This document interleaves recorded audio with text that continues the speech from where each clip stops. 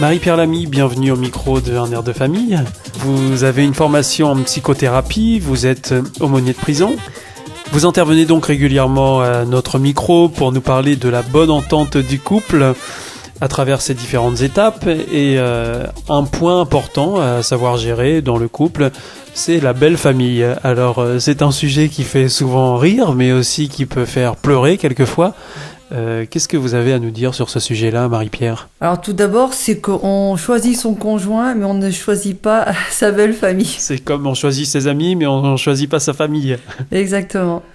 Alors voilà, on est dans une aventure aussi là qui est tout à découvrir. Alors, ouais, la belle famille, ça peut être un poids. Il y a des petits exemples, hein. Ça peut être des coups de téléphone intrusifs, des parents qui ne s'entendent pas, des beaux-parents qui ne s'entendent pas. Et la belle famille peut être la source d'une séparation d'un couple ? Tout dépend comment le couple va vivre, va Mais être ça en peut venir relation. jusque-là, ça peut arriver jusque-là ? Oui, si on ne sait pas mettre les limites, oui. Et ça, c'est parfois malheureusement le cas pour certaines personnes. Mais ça peut bien se passer aussi. Oui, alors c'est là où il faut mettre tous ses espoirs. Parce que demander à l'autre de quitter sa famille et de ne plus être en lien avec les siens, c'est quand même terrible, hein. Il a été aimé par ces personnes, il a été porté par ces personnes. Parfois financièrement, effectivement, pas lui demander maintenant parce que tu es avec moi, tu fais rupture totale, hein. Alors là aussi, il y a des choses à mettre en place. Alors donc vous nous disiez, je vous ai interrompu, qu'il y avait des petites choses comme ça qui pouvaient être agaçantes. Alors vous parliez des coups de téléphone. Des anniversaires à fêter, des services rendus. Hein, les anniversaires à fêter, il y en a marre d'aller au repas d'anniversaire du beau-père, de la belle-mère. Oui, parce qu'il y a toute la smala. Enfin, ça peut être très lourd parfois, hein. On ne sait pas trop comment les familles le vivent, mais parfois il y a des anniversaires qui sont très très lourds. Il faut qu'on soit tous là pour fêter l'anniversaire. Il faut supporter toute la famille qui est rassemblée. Et parfois, il faut rendre service. Peut-être il faut faire la vaisselle. Il faut. Non, mais si vous êtes la belle-fille, c'est peut-être difficile, hein, parce qu'il faut mettre la table. En fait, on nous demande aussi des obligations. Oui, c'est quand ça devient une obligation que ça devient un problème. Voilà, exactement. Alors, ce qui est aussi intéressant, c'est que souvent le jeune couple ne se rend pas compte qu'il faut mettre aussi au départ de sa vie à deux une séparation nette avec la belle famille. Parce que le jeune couple se pose tellement de questions sur l'organisation de son temps, sur le temps des enfants. Et là, si le jeune couple se tourne vers la belle famille, demandant des conseils à papa et à maman, eh ben, c'est pas le couple qui va prendre les décisions. C'est papa et maman qui va rentrer dans le couple et donner ses avis et parfois prendre la décision à la place du mari ou de la femme.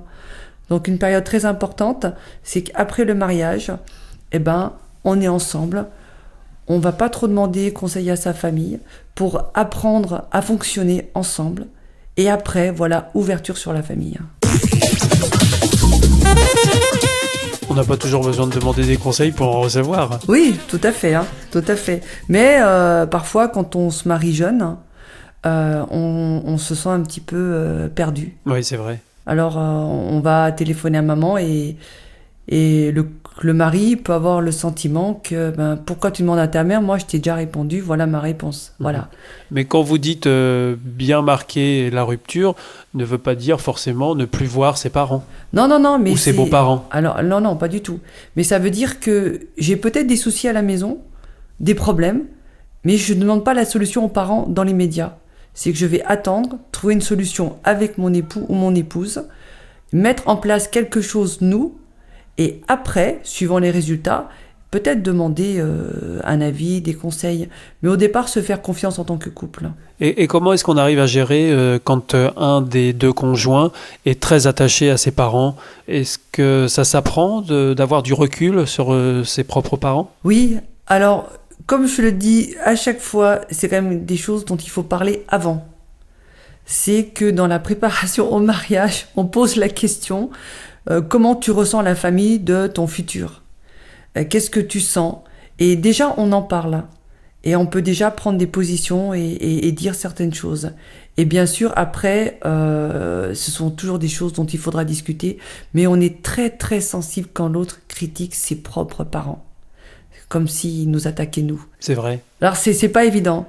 Mais on est entouré avec des gens bienveillants, faut espérer qu'on ait des amis aussi autour de soi, pour qu'on prenne conscience de la relation parfois un peu fusionnelle avec son père ou avec sa mère.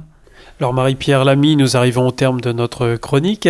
Est-ce que votre phrase habituelle s'applique aussi dans le cadre de la belle famille ? Eh oui, on pourrait dire « L'amour ne sera pas absence de conflit, mais comment dans nos conflits, je leur montre que je les aime. Papa, maman, beau papa, beau maman. » Merci Marie-Pierre Lamy, à bientôt pour une prochaine chronique. Au revoir. Au revoir, à bientôt.